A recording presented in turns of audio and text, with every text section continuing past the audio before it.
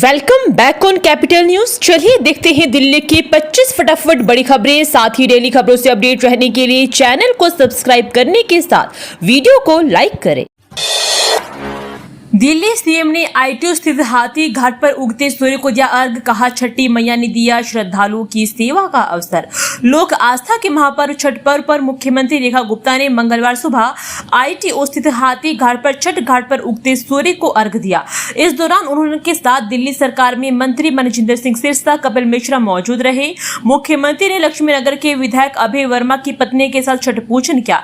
इस मौके पर उन्होंने कहा कि छठी मैया ने उन्हें श्रद्धालुओं की सेवा का अवसर दिया है। इससे पहले मुख्यमंत्री रेखा गुप्ता ने सोमवार को सोनिया विहार में छठ घाट पर यमुना में डुबकी लगाई थी और छठी मैया से दिल्ली के लोगों की सुख शांति की कामना की थी। उल्लेखनीय है कि मंगलवार को उगते सूर्य को अर्घ देकर 4 दिवसीय छठ पूजा का समापन किया गया। तिरंगा लगी बोट से घाट पर पहुंचे सीएम। लोगों ने यमुना से छठ करवाने पर कहा थैंक यू। सोनिया विहार में यमुना किनारे दिल्ली का सबसे बड़ा छठ घाट बनाया गया। बाकी दिल्ली के मुकाबले यहाँ यमुना का पानी स्वच्छ कहा जाता है। 5 वर्ष के बाद यमुना किनारे छठ पूजा हुई। हर कोई उत्साहित नजर आया। यमुना पार में पहली बार दिल्ली की महिला सीएम सोनिया विहार में छठ मनाने पहुंची। सीएम रेखा गुप्ता तिरंगा लगी मोटर बोट से जब सोनिया विहार घाट पर पहुंची तो उनकी एक झलक पाने के लिए घाट के किनारे खड़े लोग बेताब दिखे। यमुना में फिर से छठ हुई। इसके लिए छठ व्रतियों में सीएम को चिल्लाकर थैंक्स कहा। लोगों का यह उत्साह देखकर सीएम भी गदगद नजर आई। मोटर बोट पर लाल चुन्नी ओढ़े खड़ी सीएम ने लोगों के अभिवादन को स्वीकार किया। सीएम जीरो पुष्ता से मोटर बोट में सांसद मनोज तिवारी और मंत्री कपिल मिश्रा के साथ बैठी। बोट पर स्पीकर रखा हुआ था। सांसद मनोज तिवारी ने छठी मैया के गीत। दिल्ली में हुई पहले चरण की क्लाउड सीडिंग। एयरक्राफ्ट से सेना से कानपुर से भरी थी उड़ान। दिल्ली के पर्यावरण मंत्री मनजिंदर सिंह सिरसा ने कहा कि आज मंगलवार को दिल्ली में पहले चरण की क्लाउड सीडिंग की गई।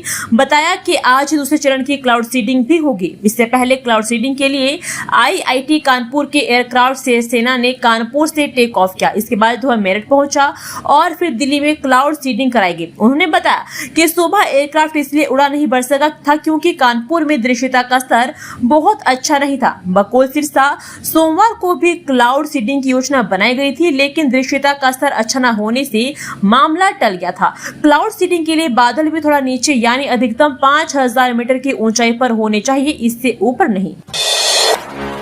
सीएम साहिबा ने करा दी फजीहत। सौरभ भारद्वाज ने रेखा सरकार की ली चुटकी। छठ पूजा को लेकर विपक्ष और सत्ता पक्ष के नेताओं के बीच पिछले कई दिनों से बयानबाजी हो रही है। ताजा मामले में आम आदमी पार्टी नेता सौरभ भारद्वाज ने मंगलवार को एक प्रेस कॉन्फ्रेंस कर वासुदेव घाट पर प्रधानमंत्री का कार्यक्रम कैंसिल होने पर रेखा सरकार की चुटकी ली है।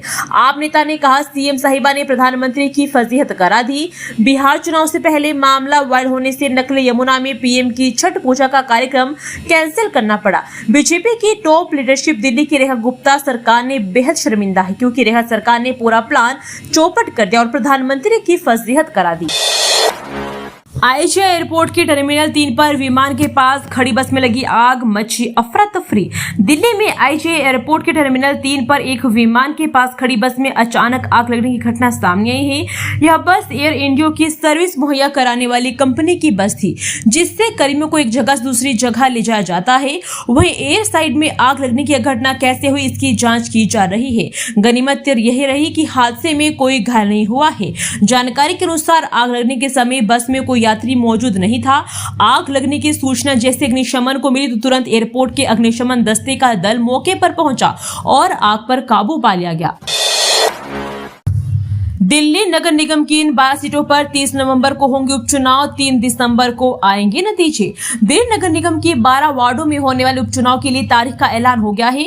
दिल्ली चुनाव आयोग ने मंगलवार को 12 नगर पार्षदों के रिक्त पदों को भरने के लिए एमसीडी चुनाव की तिथि घोषित कर अधिसूचना जारी कर दी है। इसके तहत सभी 12 वार्डों पर 30 नवंबर को मतदान होगा, जबकि मतगणना 3 दिसंबर को होगी और इसी दिन नतीजे भी आएंगे। दिल्ली चुनाव आयोग के मुताबिक नामांकन प्रक्रिया 3 नवंबर से शुरू होगी और दाखिल करने की अंतिम तिथि 10 नवंबर होगी। इसके अलावा नामांकन पत्रों की जांच 12 नवंबर को होगी। नामांकन वापस लेने की अंतिम तिथि 15 नवंबर को होगी। 30 नवंबर को सुबह 7:30 बजे से शाम 5:30 बजे तक मतदान होना है। ISIS आतंकियों के मोबाइल फोन डेटा से खुलेंगे कई राज। कोर्ट ने 3 दिन और बढ़ाई पुलिस रिमांड।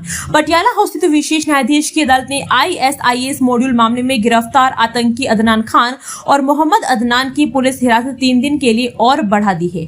दोनों आरोपियों को सोमवार को पुलिस हिरासत खत्म होने के बाद अदालत में पेश किया गया, जहां मुख्य न्यायिक मजिस्ट्रेट श्रेया अग्रवाल ने उनकी रिमांड 30 अक्टूबर तक बढ़ाने का आदेश दिया। वहीं आरोपी अदनान खान की ओर से दाखिल जमानत अर्जी पर कोर्ट 21 अक्टूबर को सुनवाई भी करेगी।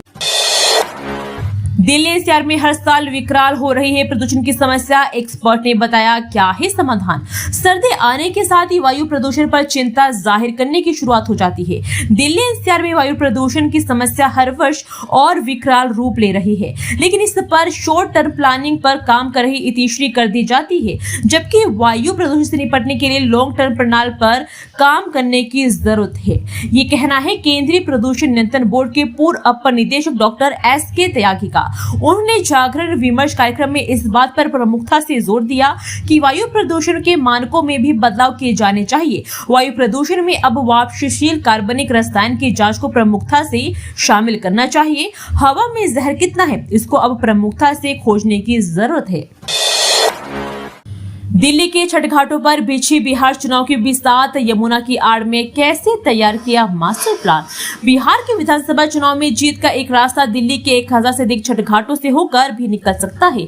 दिल्ली में रहने वाले बिहार मूल के 25 लाख लोगों की आस्था छठ के मौके पर हिलोरे ले रही थी। छठ व्रती सूर्य पुत्री यमुना में डुबकी लगाकर भगवान भास्कर को अर्घ देने पर अभिभूत थे। मुख्य मार्गों से घाट तक बिछी कारपेट पर बिहार के रहने वाले का स्वागत खास था। यमुना का जल बदबू नहीं दे रहा था, बल्कि छठी मैया के भक्तिभाव के राग में सुकून दे रहा था। प्रकाश के इंतजाम और सांस्कृतिक आयोजन, सुरक्षा व सफाई की व्यवस्था हो या कपड़े बदलने का इंतजाम, लग नहीं रहा था कि बिहार रही दिल्ली के घाटे। कुछ लोगों के उद्गार से भी बेहतर व्यवस्था दिल्ली में होने की थी। दिल्ली के हाईकोर्ट में 3 नए जजों ने ली पद की शपथ। न्यायाधीशों की संख्या बढ़कर हुई 44। दिल्ली हाईकोर्ट को मंगलवार को 3 नए न्यायाधीश मिले। न्यायमूर्ति दिनेश मेहता, अवनीश दिंगर और चंद्रशेखर सुधा ने मंगलवार को पद की शपथ ली। मुख्य न्यायाधीश देवेंद्र कुमार उपाध्याय ने नए न्यायाधीशों की पद की शपथ दिलाई। बता दें कि सुप्रीम कोर्ट कॉलेजियम की सिफारिशों के बाद केंद्र सरकार ने 14 अक्टूबर को तीनों न्यायाधीशों के ट्रांसफर की अधिसूचना जारी की थी। न्यायमूर्ति मेहता और झिंगन को राजस्थान हाईकोर्ट से दिल्ली स्थानांतरित किया गया है, जबकि न्यायमूर्ति केरल हाईकोर्ट की न्यायाधीश थी। कॉलेज में प्रोफेसर को थप्पड़ मारने पर आक्रोश। डूटा से आपात बैठक बुलाने की मांग। दिल्ली विश्वविद्यालय में डॉक्टर भीमराव अंबेडकर कॉलेज के प्रोफेसर को थप्पड़ मारने के विरुद्ध शिक्षक संगठनों ने तीखी प्रतिक्रिया व्यक्त की है।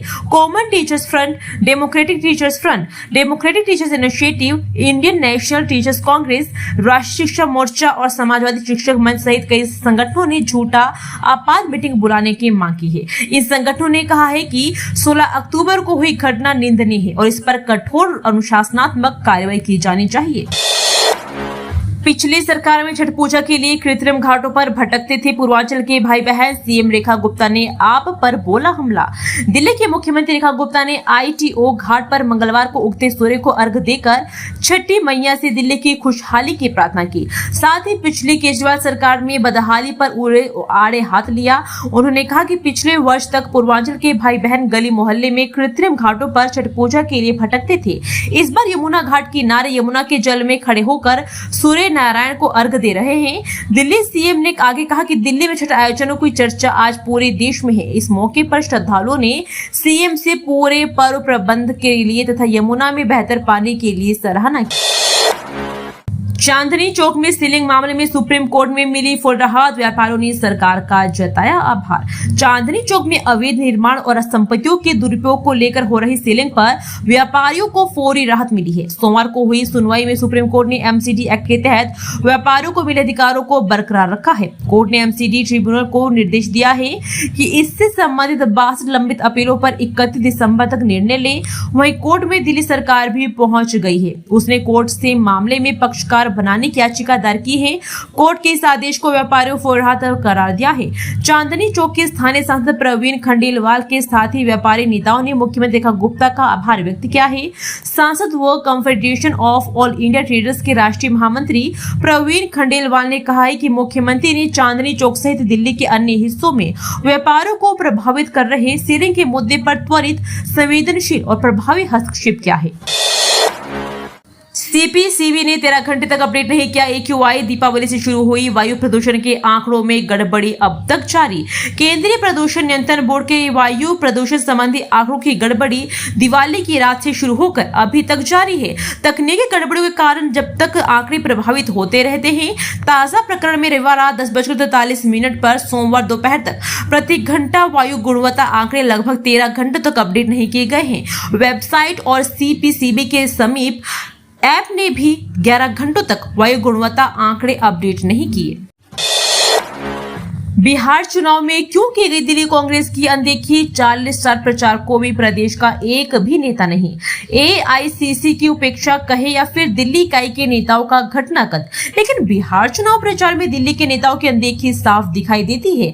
प्रदेश कांग्रेस का कोई नेता राज्य के चुनावों में संलग्न नजर नहीं आता। राजधानी में मूल रूप से बिहार के रहने वाले लोगों की संख्या भी कम नहीं है। इस लिहाज से पार्टी का ऐसा रवैया बहुत उपयुक्त नहीं लगता है। बिहार चुनाव के लिए रविवार को AICC द्वारा 40 स्टार प्रचारकों की सूची जारी की गई, लेकिन इस सूची में प्रदेश इकाई के अध्यक्ष देवेंद्र यादव सहित कोई नेता शामिल नहीं है। कहने को पूर्व लोकसभा अध्यक्ष मीरा कुमार, राष्ट्रीय महिला कांग्रेस अध्यक्ष अलका लांबा व पार्टी के राष्ट्रीय प्रवक्ता पवन खेड़ा का नाम शामिल है। सिग्नेचर व्यू अपार्टमेंट मामला, खिड़की, दरवाजों और फिटिंग फीचर्स को लेकर DDA और RWA में ठनी। मुखर्जी नगर स्थित सिग्नेचर व्यू अपार्टमेंट के लोगों व DDA के बीच अब नया मोड़ बखेड़ा खड़ा हो गया है। सभी 336 फ्लैट खाली होने के बाद अब खिड़की, दरवाजे व फिटिंग फीचर्स को भी लेकर सिग्नेचर व्यू अपार्टमेंट RWA और DDA के बीच ठन गई है। RWA का कहना है कि फ्लैट आवंटियों ने कई करोड़ खर्च कर फिटिंग फीचर्स व खिड़की दरवाजे लगवाए हैं, इसलिए यह उनकी प्रॉपर्टी है। दूसरी ओर अपार्टमेंट के गेट पर तैनात DDA के फील्ड स्टाफ और सुरक्षा कर्मचारी फ्लैट मालिकों को उनके फ्लैटों से फिटिंग और फिक्चर्स, दरवाजे, खिड़कियां आदि निकालने से रोक रहे हैं। रोहिणी पीतमपुरा के मुख्य मार्गों को किया जाएगा सिग्नल फ्री, जाम से निजात दिलाने के लिए प्रयोग शुरू। रोहिणी व पीतमपुरा के मुख्य मार्गों को सिग्नल व जाम मुक्त करने के लिए यू टर्न प्रयोग शुरू की गई है। सफल होने पर इसे स्थायी रूप दे दिया जाएगा। करीब 3 किलोमीटर लंबे इस सड़क मार्ग पर 6 ट्रैफिक सिग्नल बंद कर यू टर्न व्यवस्था लागू की गई है, जिसके अपेक्षित परिणाम मिल रहे हैं। कोहाट एनक्लेव, आशियाना चौक, मधुबन चौक, दमकल केंद्र, साईं बाबा चौक, हिमालय विद्यालय, इन सभी जगहों पर यातायात सिग्नलों को बंद कर दिया गया है। मधुबन चौक दिल्ली के व्यस्तम चौराहों में से एक है, जहां प्रतिदिन हजारों की वाहनों की आवागमन करते हैं। वहीं साईं बाबा चौक पर भी वाहनों के अत्यधिक दबाव के कारण जाम की स्थिति बनी रहती थी। दिल्ली में तेंदुए के हमले से दहशत में ग्रामीण। बायोडायवर्सिटी पार्क के पास खून से लथपथ मृत मिला गोवंशी। यमुना बायोडायवर्सिटी पार्क के पास जगतपुर गांव के खेतों में एक बार फिर तेंदुए की उपस्थिति सामने आई है। ग्रामीणों ने बताया कि तेंदुए ने सोमवार दोपहर एक गोवंशी पर हमला कर मार दिया। चरवाहे व ग्रामीण मौके पर पहुंचे तो तेंदुआ दिखाई नहीं दिया। तेंदुए के हमले के भय के कारण चरवाहे अपने पशुओं को लेकर चले गए। बाद में ग्रामीण दोबारा मौके पर पहुंचे तो गोवंशी का शव नहीं मिला। हालांकि तेंदुए को किसी ने नहीं देखा। बाद में बायोडायवर्सिटी पार्क के गार्ड में मौके पर पहुंचे तेंदुए के पल चिन्ह के फोटो अपने मोबाइल में कैद किए गए। ग्रामीणों ने घटनाक्रम की वीडियो बनाकर वन विभाग व बायोडायवर्सिटी के अधिकारी के पास भेज दिया है। यमुना बायोडायवर्सिटी पार्क वरिष्ठ अधिकारी का पक्ष जानना चाहा, लेकिन उनसे संपर्क नहीं हो पाया।